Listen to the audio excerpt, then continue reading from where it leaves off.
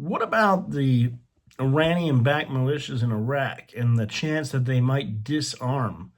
There is a new report or reports that came out in December as Iraq is trying to discuss, who might be the next prime minister, suggesting that the Iranian-backed militias in Iraq are what's called the Popular Mobilization Forces, or Hajj al-Shabi, that they may be willing to disarm and place their weapons under state control. That seems like good news. I mean, why would you want to have, 50 or 100,000 men in dozens of brigades running around serving the interests of Iran in Iraq? So that seems like good news. The reports indicate that the high-level member of the judiciary had kind of praised this. U.S. envoy Mark Savaya has said it could be good news, but, he says it actually needs to happen. It can't just be words.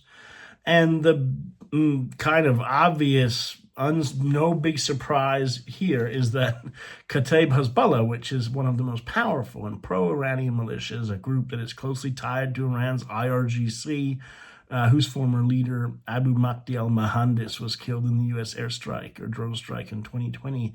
And Mohandes has 40 years of terrorism under his belt. So Kataib Hezbollah is saying we're not going to disarm, and they have a whole list of demands as to why. They want the U.S. to leave Iraq, they want this or that. So there's no big surprise here. Kataib Hezbollah is a group that has probably attacked Saudi Arabia. It's been involved in attacks and killing of U.S. forces in Jordan. It's been involved in fighting in Syria on behalf of the Syrian regime. I mean, it shares the same name, obviously, as Hezbollah in Lebanon. It's the baddest of the bad. So the big question is, why are the other militias, though, that are also sanctioned U.S. terrorist groups, like Asyab Akhal al-Haq, why is that group and others saying, well, yeah, okay, we'll disarm and place our weapons under state control?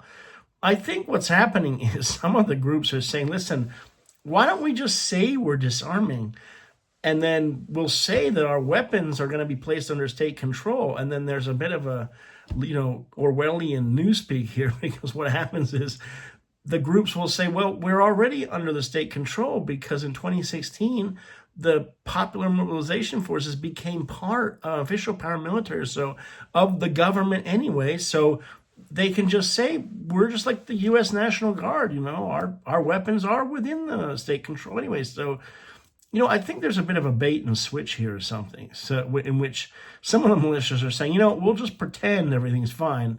That way there won't be attacks on us or U.S. pressure. And Kataib Hezbollah is just saying the truth, which is, well, we're not going to give up our weapons. And Kataib Hezbollah has a lot more than just small arms. And we're talking drones and mortars and probably ballistic missiles and all sorts of other bad things. So, KH is being honest, and the other groups are kind of pretending that they'll go along to get along until they can once again, hold Iraq kind of hostage and destroy Iraq and hollow it out from within and do all the things that Iranian-backed militias tend to do in the Middle East. So, that's where we are with Iraq, and I think the chances of the disarmament is pretty slim, and the reality is just more like some sort of bait and switch or, nice language, but not much really happens or changes on the ground.